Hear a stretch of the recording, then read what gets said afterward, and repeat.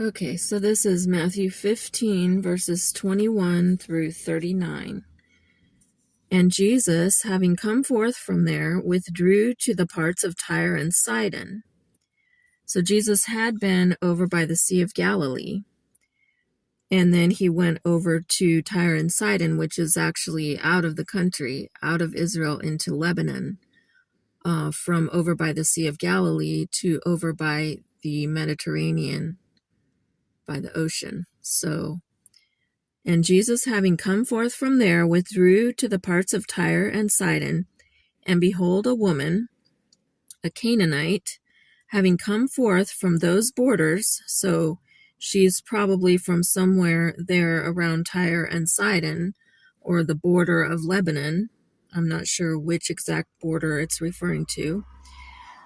Having come forth from those borders, called to him, saying, Deal kindly with me, Lord, Son of David. So she's recognizing that he is a descendant of David, and he was also born in Bethlehem, which is the city of David. So she's recognizing who he is. She's done some research about him in some way. She's found out about him. Deal kindly with me, Lord, Son of David. My daughter is miserably demonized. Okay, so one thing that has been noted about different translations of the Bible is that some say demon-possessed, versus right here it says demonized. Pretty much anywhere that it says demon-possessed in some translations, it's going to actually say demonized in the Greek, which demonized does not mention a location of the demon. It just is referring to control or influence or effect by a demon on a person. So when someone is demonized, that doesn't necessarily say the demon is in them, on them, beside them, in front of them, behind them, connected to their house, connected to their furniture, connected to their possessions, or connected to them in particular, inside their mind, inside their emotions, inside their body. It doesn't say. So when the Bible says someone is demonized, we don't need to put that in a compartment of that the demon was in them or on them or where it was. And I believe this is also a hurdle in people recognizing if a demon is involved in their life, because they don't want to be called demon possessed. But possessed, usually we think of the demon as inside the person. But the word is demonized in the Greek. So it doesn't necessarily mean that the demon is in the person. It could be anywhere that it's affecting the person. So demonized is the word. My daughter, this woman says, is miserably demonized. So just for some background on that, let's look at just a couple different scriptures that mention other people who were demonized. So Mark 5 verse 15 says, and they come to Jesus and see the demoniac, so someone affected by demons, sitting and clothed and right-minded, him having had the legion, and they were afraid. In other words, a legion or a whole bunch of demons. So when the people saw this person who had been affected by demons, by a bunch of demons, a legion of demons, they saw this person sitting, clothed, and in their right mind, they were surprised. They were afraid to see him that way. So in other words, the demons had caused this person not to sit, not to be clothed, and not to be in their right mind in the past, before Jesus healed them. Mark 5, verse 5. And always, night and day, he was in the mountains and in the tombs, crying and cutting himself with stones. So this is what the person was doing when they were affected by demons. So night and day. So 24/7 he's doing this. He's not living a normal life of sleeping and being awake. He was in the mountains, so he's wandering around. He's not accomplishing any sort of business. He's just wandering around. And in the tombs. So he's hanging out at the cemetery, crying. So this crying could be that he's sad and crying, or that he's yelling. And I think we are all familiar with some people who just go around wandering 24/7 and yelling randomly and cutting himself with stones. So cutting himself was another symptom of being affected by demons. Mark 5:4, because that many times he had been bound with shackles, so evidently probably metal or at least wooden shackles, and chains, and the chains had been pulled in pieces by him, and the shackles broken in pieces, and none was able to tame him. Okay, so if you were to wander around the mountains and the cemetery 24/7, you're not sleeping like a normal person, you don't seem to be eating hardly, and then if someone bound you with chains, would you be able to break those chains and get away? Even if they were wooden chains? I don't think so. So this person, these are symptoms of the fact that there is a demon or there are demons involved. Many times he had been bound with shackles. So that's another thing. He was needing to be bound, or that was the way they tried to handle him. Maybe that's not the right way to handle him. But this person, other people felt the need to shackle him up or chain him up. So that's another symptom of demons being involved. The person needing to be held down or incarcerated or tied to a bed, as some have done. And I'm not advocating for any of this, but I'm saying when other people feel the need to do that, and it's a reality, they're not faking it and they're not framing someone. When it's a real situation, that is a clue concerning there might be demons involved. Many times he had been bound with shackles and chains. How many people have been many times tied up or incarcerated by other people? Not a lot. And the chains had been pulled in pieces by him. How many people do you know that broke out of their chains, their shackles, their handcuffs? It happens, but it's not that common. The chains had been pulled in pieces by him, and the shackles broken in pieces, and none was able to tame him. He was wild. He was like a wild animal, but he was a person. So these are all clues concerning whether there are demons involved in the situation. Matthew 9:32. And as they are coming forth, behold, they brought to him a man mute, a demoniac. So mute, in other words, they don't speak. So maybe they're crying and yelling, but they're not really talking, and they're not speaking to people normally, having normal conversations. Matthew 8:28. And having come to the other side, to the region of the Gergesenes, there met him two demoniacs, two people affected by demons, coming forth out of the tombs, very fierce, so that no one was able to pass over by that way. So again, they're fascinated with death. They're hanging out at the cemetery, very fierce, so that no one was able to pass over by that way. Someone who other people are literally scared to walk past. Now, in these cases, most likely there's more than one demon involved in these cases that I'm reading about. But imagine if there's only one demon. these scenarios might not be as pronounced, might not be as drastic, might not be as obvious.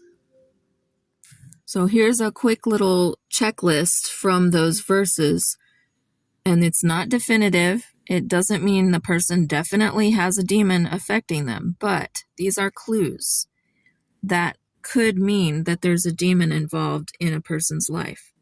So number 1, can't be calm. See Mark 5:15. Number 2, public nakedness or have to be pressured to wear clothes. Number 3, they're not in their right mind. Number 4, they're wandering around 24/7 without a reason. Mark 5:5. Number 5, crying or yelling constantly. Number 6, cutting themselves. Number 7, remarkably or surprisingly strong. See Mark 5, verse 4. Number 8, wild. Number 9, untamable. Number 10, doesn't speak. Doesn't have normal conversations. Matthew 9:32. Number 11, likes to hang out in a cemetery or cemeteries, and I would include with that a fascination with death, which it doesn't really mention in the Bible, but why are they choosing to hang out in a cemetery when they could go anywhere? Why is that where they choose to go? Number 12, fierce. Number 13, scary. Number 14, miserable. And that brings us back to our chapter, Matthew 15, verse 22. And behold, a woman, a Canaanite, having come forth from those borders, called to him, saying, Deal kindly with me, Lord, Son of David. My daughter is miserably demonized. So her daughter was miserable. And now we have another surprise, and this has to do with what Jesus did. Verse 23. And he did not answer her a word. Is that what we would expect in that situation? No. And his disciples, having come to him, were asking him, saying, Let her away, because she cries after us. And he answering said, I was not sent except to the lost sheep of the house of Israel. So he's making a differentiation. He's saying, this woman is from another area. She's not from Israel. He's currently in Lebanon right now. He went to Lebanon to preach to the people, to heal the people. And so she's from that area or even farther away. And she's come to him for help with her miserable daughter, her daughter who is miserable. And Jesus has this surprising response. He says nothing. And then when the disciples ask him, he says, I was not sent except to the lost sheep of the house of Israel. Verse 25, and having come, she worshiping him said, and having come, she was worshiping him, saying, so I believe this is saying that she was kneeling down in front of him. She was worshiping him, saying, Lord, help me. So she is desperate. Verse 26, and he answering said, It is not good to take the children's bread and to cast it to the little dogs. So, and I think I can imagine that he may have said this in kind of a monotone, very unfeeling, just seeming to have no compassion for this woman. She says, Lord, help me. And he says, it is not good to take the children's bread and cast it to the little dogs. So he just said he was only called to the house of Israel, not to other countries and other places. So when he says it's not good to take the children's bread, he's referring to the children of Israel. So he's saying that what he's giving out is the children's bread for the children of Israel. And so he should not give it to others. And he's even going as far as insulting her by saying to cast it to the little dogs. And dogs or dog is an insulting term that is used by Jews concerning Gentiles, people that are not Jews. They are sometimes referred to derogatively as dogs. So Jesus uses this derogative term. He says it is not good to take the children's bread, in other words, the children of Israel's bread, and cast it to the little dogs. He's calling this woman who's desperate a little dog. Now that is shocking. Verse 27, and she said, "Yes, Lord, for even the little dogs eat of the crumbs that are falling from their Lord's table." So she didn't get mad. She didn't get upset. She didn't stomp off. She didn't gasp and put her hand over her mouth. She didn't get on TikTok and complain or call a friend. She immediately answers him back, not angrily, but she says, "Even the little dogs eat of the crumbs that are falling from the Lord's table."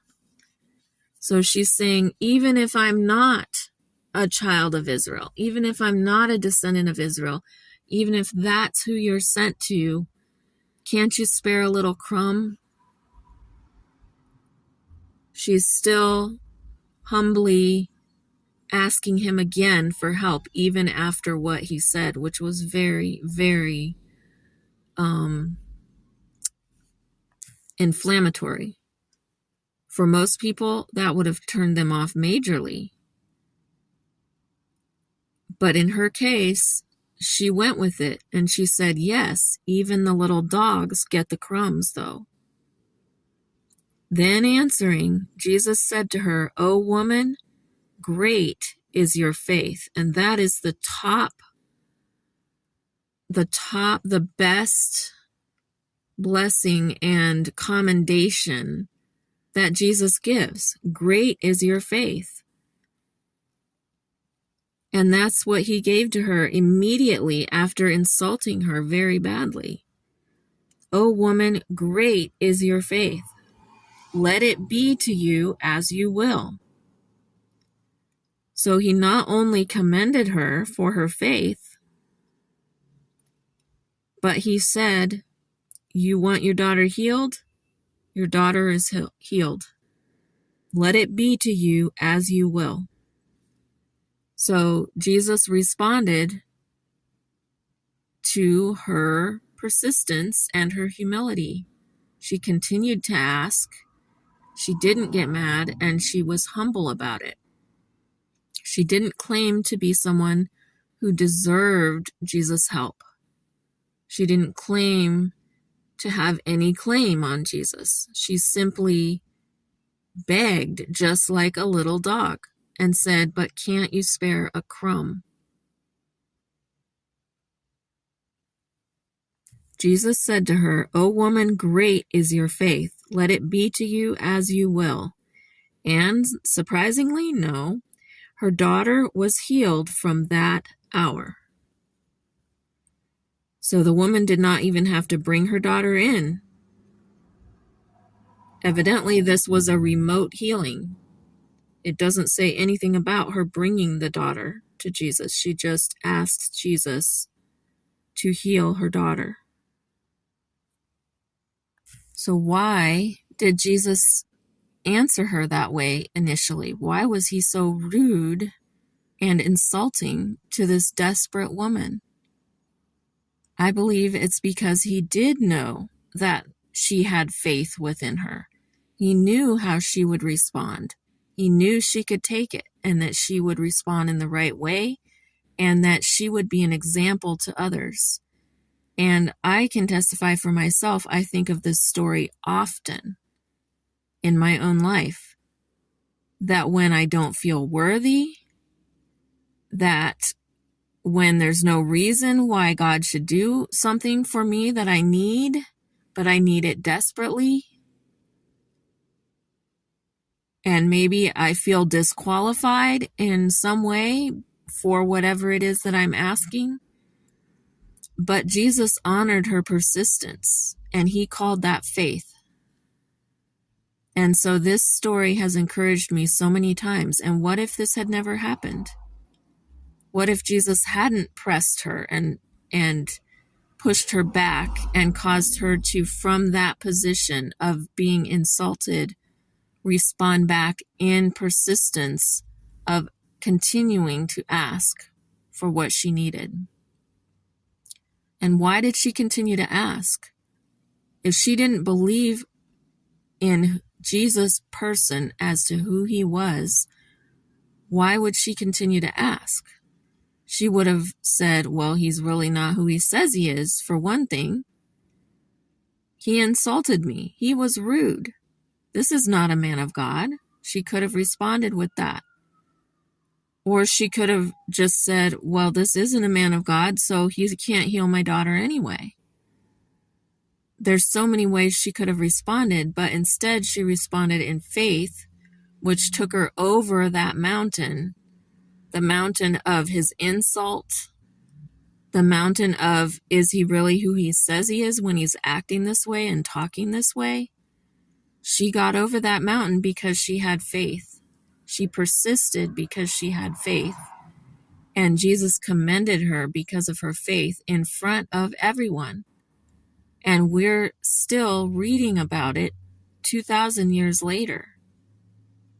In the end, this was a commendation to this lady. It was not an insult. She is now being commended 2,000 years later. Jesus was testing her faith just as he tests our faith now.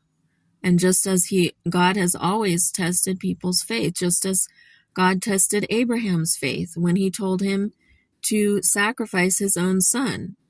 And Abraham went to go do it. First thing in the morning, got up, the only son he had, the son that God had promised to give him, the son that he had promised to send Abraham innumerable descendants from this son. How would God give Abraham descendants if he has Abraham murder his son before he has any children, when he was still a teenager? But Abraham trusted God enough to go prepare to obey God, and God stopped him, and he commended him for his faith and rewarded him for his faith. That was not Abraham's idea to go kill his son. He was obeying God, and God stopped him, even though Abraham could not understand why in the world God would tell him to kill his own son that God had promised to give him, that God had given him in his old age through a miracle, and through whom God had promised innumerable descendants. How would God complete his other promises if Abraham killed this boy, his son? But Abraham trusted God with all of that and went to obey. And that's the type of test this was. It was ugly. I mean, why would God ask such a thing? Just like Jesus, what he said to her was ugly. It was a very bad test. It was an ugly test, but she passed it. And then he commended her because he knew that faith was in her before he tested her. And he wanted her example to be there for the world. A woman, a Canaanite, having come forth from those borders, called to him, saying, "Deal kindly with me, Lord, Son of David." She literally asked him to be kind to her, and he did the opposite. "My daughter is miserably demonized." And he did not answer her a word. And his disciples, having come to him, were asking him, saying, "Let her away, because she cries after us." And he answering said, "I was not sent except to the lost sheep of the house of Israel." And having come, she was worshiping him, saying, "Lord, help me." And he answering said, "It is not good to take the children's bread and to cast it to the little dogs." And she said, "Yes, Lord, for even the little dogs eat of the crumbs that are falling from their Lord's table." Then answering, Jesus said to her, "O woman, great is your faith. Let it be to you as you will." And her daughter was healed from that hour. Now, did Jesus make up on the spot when he was talking to that woman that he was sent to the house of Israel, or the household of Israel, the descendants of the man named Israel? No. This was something and is something that is documented in other places in Scripture. We can look at Matthew 10, verses 5 and 6. "These 12 Jesus sent forth, having given command to them, saying, Do not go away to the way of the nations, and do not go into a city of the Samaritans, and be going rather to the lost sheep of the house of Israel." So he pointedly told his disciples to just only go to the house of Israel, the household of Israel, the descendants of the man named Israel. We can look at John 1:11. "He came to his own, but his own did not receive him." So his own people, the Jews. Romans 1:16 says, "For I am not ashamed of the good news of the Christ, for it is the power of God to salvation to everyone who is believing, both to Jew first and to Greek." So the gospel was meant to come first to the Jew and then to the Gentile. Back to Matthew 15, verse 26, "And he answering said, It is not good to take the children's bread and to cast it to the little dogs." So the children is referring to children of Israel. Children's bread, he is referring to healing, or possibly even just the healing someone who has a demon affecting their life.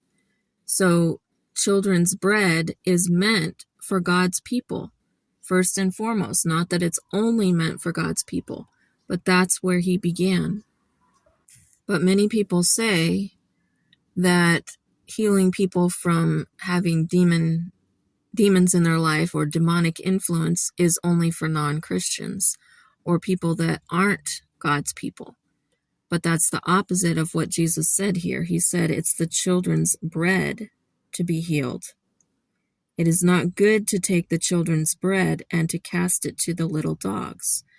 So he's saying God's people are the ones who first should receive healing, and healing from demons included, or it may only mean specifically healing from demons.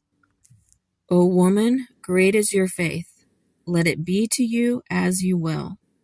And her daughter was healed from that hour. So we need to persist in asking, even when we feel unworthy, even if we feel unqualified for what we're asking. We should persist.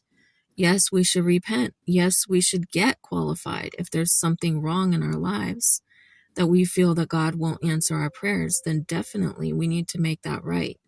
But this woman, it was solely on the basis of where she was from that Jesus was saying she was disqualified.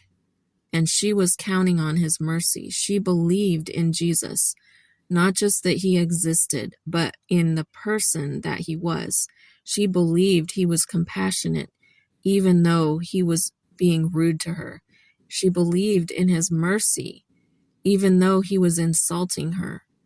She got past how things seemed and continued to believe in who God is, in who Jesus is. And that's what we have to do as well. Maybe things look like God is not caring, God is not good, God is not helping, God is ignoring us, God is ignoring our pain, our misery, our suffering. But we have to get past that and remember what we know about God, that he is merciful, that he is compassionate. And that's what this woman did. She went right past his insult, counting on his mercy, counting on his compassion. And she was rewarded. Her daughter was healed, and she has been commended for 2,000 years. Verse 29, "And having departed from there," so he was in Tyre and Sidon in Lebanon by the seacoast of the Mediterranean, And having departed from there, Jesus came near to the Sea of Galilee. So now he's come back into Israel and over to the east to the Sea of Galilee, which is a very large lake. It seems like it's a sea. It's a very large lake. And having gone up to the mountain, he was sitting there.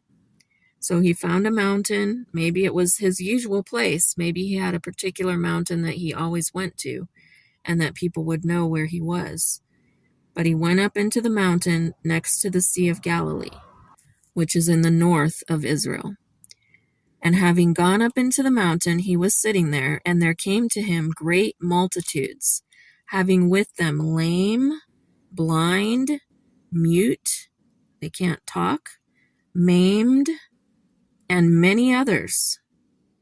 So when it says mute and the fact that they can't talk, many times in history, people were called mute when they were actually deaf. The reason they weren't talking is because they couldn't hear. And that could be the case here. It just says mute. So we don't know why the person couldn't talk, but it may be that they were born deaf and had never heard speech. There came to him great multitudes, and we'll find out just how great a little later. Huge multitudes, huge crowds, having with them lame, blind, mute, maimed, and many others. So maimed, something had happened to them, to their body, usually their legs or their arms, even cut off or not working, and many others. And they cast them at the feet of Jesus. So people must have carried these people in. He's literally on a mountain. I don't believe they had wheelchairs then. I don't believe there was even a road where he was. He was in the wilderness on a mountain near the Sea of Galilee. So people carried in the people that needed to be healed. Probably family members and friends were carrying them in, and they brought them to the feet of Jesus. And what did Jesus do? He healed them. Verse 31, so that the multitudes wondered. They were amazed, seeing mute ones speaking, maimed whole, lame walking, and blind seeing. And they glorified the God of Israel. So Jesus was not representing any other God. He was not even representing himself. He was representing the God of Israel, Yahweh, Jehovah, Yahweh God. And that's who got the glory for Jesus' healings that he did. God, Yahweh God of Israel, the God who chose Israel and adopted the people who are the descendants of the man named Israel, he got the glory for Jesus' miracles. Verse 32, and Jesus, having called near his disciples, said, I have compassion on the multitude, because now 3 days they continue with me, and they do not have what they may eat. And to let them away fasting I will not, lest they faint in the way. So they're out in the wilderness, and they've been there for 3 days. Many of them may not have expected to stay that long.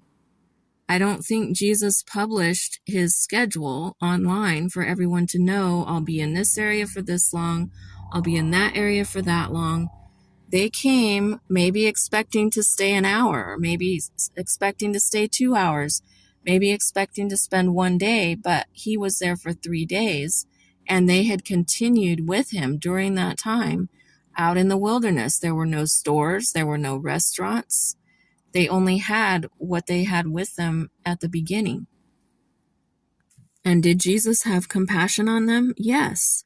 He said, I will not send them away fasting, lest they faint in the way. He didn't want them to leave after not having eaten for however long, up to 2 or 3 days, and end up fainting as they try to walk home from the mountain next to the Sea of Galilee. So he wants to remedy that. He wants to provide for them. He says, I have compassion on the multitude, because now 3 days they continue with me, and they do not have what they may eat. And to let them away fasting I will not, lest they faint in the way. And his disciples say to him, "From where to us in a wilderness will we get so many loaves as to fill so great a multitude?" How are we going to get so much food for this big of a crowd out in the wilderness, out in the country? Verse 34, and Jesus says to them, "How many loaves do you have?" So how many bread loaves do you have? He asks the disciples. And they said, 7, and a few little fishes.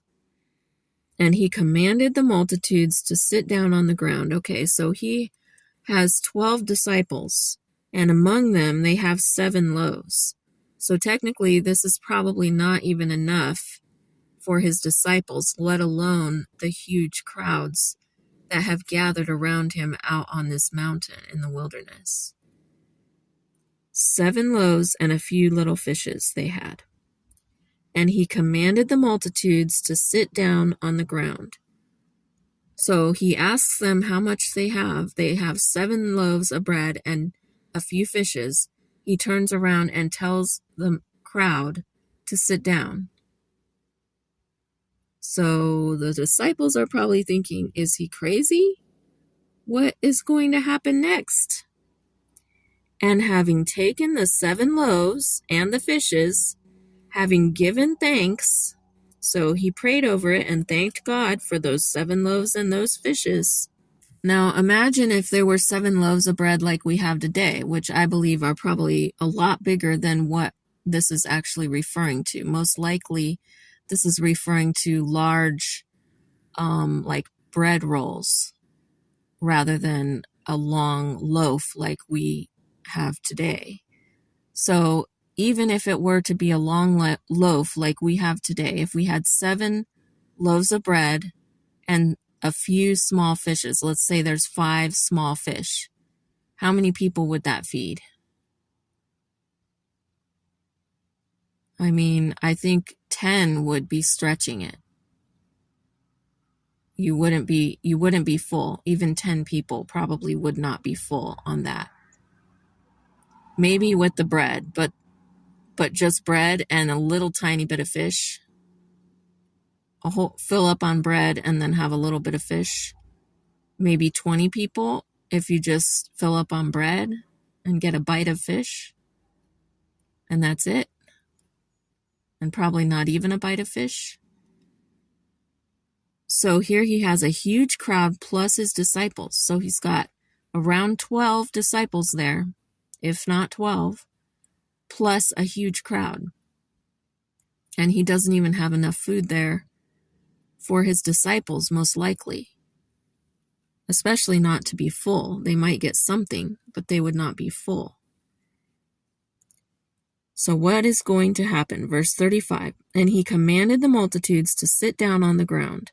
And having taken the 7 loaves and the fishes, having given thanks, so he thanked God the Father for the food, he broke the bread and broke the fish, and gave to his disciples, and the disciples gave to the multitude. So he passed it out, and then the disciples passed it out from there. Verse 37, and they all ate. All. So the whole crowd and all of the disciples ate, and probably Jesus. They all ate.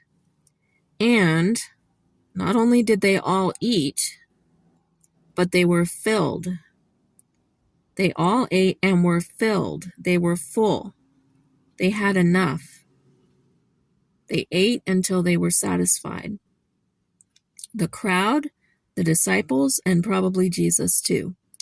And they took up what was left over of the broken pieces, 7 baskets full. So from 7 loaves of bread and a few small fish, they now have 7 baskets full of bread and fish. And that's after all of these people and the disciples have eaten. And those eating, now here is the most amazing part. Those eating were 4,000 men. Not only 4,000 men, But beyond that, apart from women and children. So there were not only 4,000 men and 12 disciples, but there were also women and children. I asked ChatGPT to estimate, and when we factored in 3 days in the wilderness, of course, that cut out a lot of the women and children from staying out that long. But the fact that Jesus was doing healings, that would have caused women and children to try to stay out longer.